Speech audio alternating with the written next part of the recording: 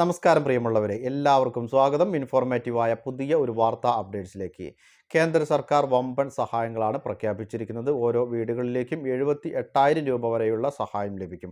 അതുപോലെ തന്നെ പ്രധാനമന്ത്രി കിസാൻ സമ്മാൻ നിധിയുടെ ഏറ്റവും പുതിയ അറിയിപ്പ്, പ്രധാനമന്ത്രി ആവാസ് യോജനയ്ക്ക് കൂടുതൽ സഹായം. അപ്പോൾ വളരെ പ്രധാനപ്പെട്ട അപ്ഡേറ്റുകളാണ്. വീഡിയോ മുഴുവനായി ശ്രദ്ധിക്കണം.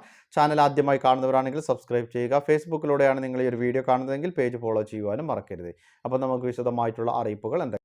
ഒന്നാമതായി ശ്രദ്ധിച്ചിരിക്കേണ്ടത്, തിരുവനന്തപുരം ജില്ലയിലുള്ള ആളുകളൊക്കെ പ്രത്യേകമായി തന്നെ അറിഞ്ഞിരിക്കണം. നാളെ 8 ഇടങ്ങളിൽ സൈറൺ മുഴങ്ങും.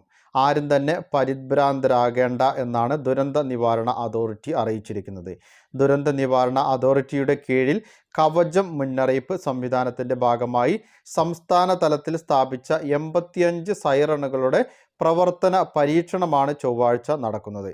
ഇതിൻ്റെ ഭാഗമായി തിരുവനന്തപുരം ജില്ലയിലെ 8 സ്ഥലങ്ങളിൽ സ്ഥാപിച്ച സൈറണുകൾ രാവിലെ മുതൽ പല സമയങ്ങളിലായി മുഴങ്ങും. പൊതുജനങ്ങൾ പ്രത്യേകമായി തന്നെ ഇക്കാര്യങ്ങൾ അറിഞ്ഞിരിക്കണം. ഇനി മൂന്നാമതായി ശ്രദ്ധിച്ചിരിക്കേണ്ട അറിയിപ്പ്, മൂന്നാം മോദി സർക്കാർ അധികാരമേറ്റതിന് പിന്നാലെ വമ്പൻ സഹായങ്ങളാണ് പ്രഖ്യാപിച്ചിരിക്കുന്നത്. മൂന്നാം വട്ടവും പ്രധാനമന്ത്രിയായി സ്ഥാനമേറ്റ നരേന്ദ്രമോദി ആദ്യം ഒപ്പുവെച്ചത് കിസാൻ നിധിയുടെ 17ാം ഗഡു വിതരണം ചെയ്യുന്നതിനുള്ള ഫയലിലാണ്. 20,000 കോടി രൂപയോളമാണ് PM കിസാൻ നിധി പ്രകാരം വിതരണം ചെയ്യുന്നത്. രാജ്യത്തെ 9.3 കോടി കർഷകർക്ക് ഇതിൻ്റെ ഗുണം ലഭിക്കും. കർഷകരുടെ ക്ഷേമത്തിനായി പ്രവർത്തിക്കുന്ന സർക്കാരാണ് തൻ്റേതെന്ന് ഫയലിൽ ഒപ്പുവെച്ച ശേഷം അദ്ദേഹം വ്യക്തമാക്കി.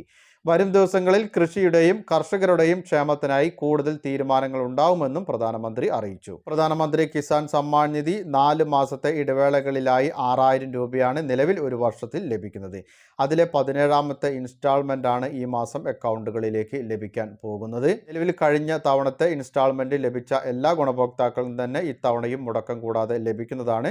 തടസ്സം വന്നിട്ടുള്ള ഗുണഭോക്താക്കൾ അക്ഷയ കേന്ദ്രങ്ങളിലോ അല്ലെങ്കിൽ കൃഷി ഭവനുകളെയോ സമീപിച്ച് എന്താണ് അതിൻ്റെ തടസ്സം എന്ന് കണ്ടെത്തി പരിഹരിക്കാൻ പ്രത്യേകമായി തന്നെ ശ്രദ്ധിക്കണം. ഈ KYC, അതുപോലെ തന്നെ ആധാർ സീഡിംഗ്, ഭൂമി സംബന്ധമായിട്ടുള്ള വിവരങ്ങൾ അപ്ഡേറ്റ് ചെയ്യൽ തുടങ്ങിയ കാര്യങ്ങളൊക്കെ പൂർത്തിയാക്കേണ്ടതുണ്ട്.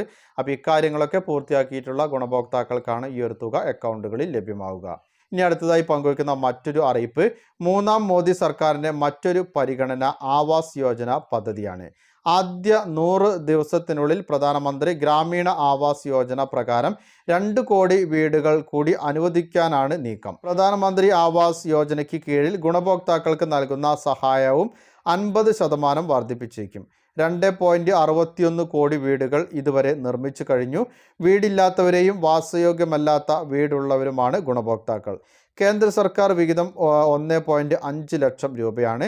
സംസ്ഥാന സർക്കാർ വിഹിതം 50,000 രൂപയും നഗരസഭ അല്ലെങ്കിൽ കോർപ്പറേഷൻ വിഹിതം 2 ലക്ഷം രൂപയും ചേർന്നാണ് പരമാവധി 4 ലക്ഷം രൂപ വരെ ഓരോ ഗുണഭോക്താവിനും നൽകുന്നത്. ഇനി അടുത്ത അറിയിപ്പ്, PM സൂര്യഘർ മുക്തി യോജന വഴി ഓരോ വീട്ടിലേക്കും 78,000 രൂപയുടെ സഹായം ലഭിക്കും.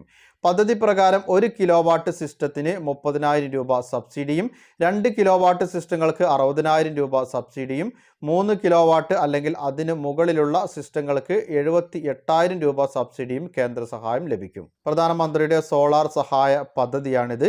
കുടുംബങ്ങൾക്ക് ദേശീയ പോർട്ടൽ വഴി സബ്സിഡിക്ക് അപേക്ഷിക്കുവാനും റൂഫ് ടോപ്പ് സോളാർ സ്ഥാപിക്കുന്നതിന് അനുയോജ്യമായ വെണ്ടറെ തിരഞ്ഞെടുക്കുകയും ചെയ്യാം. അപേക്ഷ അംഗീകരിച്ചു കഴിഞ്ഞാൽ 30 ദിവസത്തിനുള്ളിൽ ഗുണഭോക്താക്കളുടെ ബാങ്ക് അക്കൗണ്ടുകളിലേക്ക് ഈ ഒരു തുക എത്തിച്ചേരുകയും ചെയ്യും. അതായത് ഈ ഒരു സബ്സിഡി തുകയാണ് നിങ്ങളുടെ ബാങ്ക് അക്കൗണ്ടുകളിലേക്ക് ലഭിക്കുക. ബാക്കിയുള്ള തുക മാത്രം നിങ്ങൾ മുടക്കിയാൽ മതിയാകും.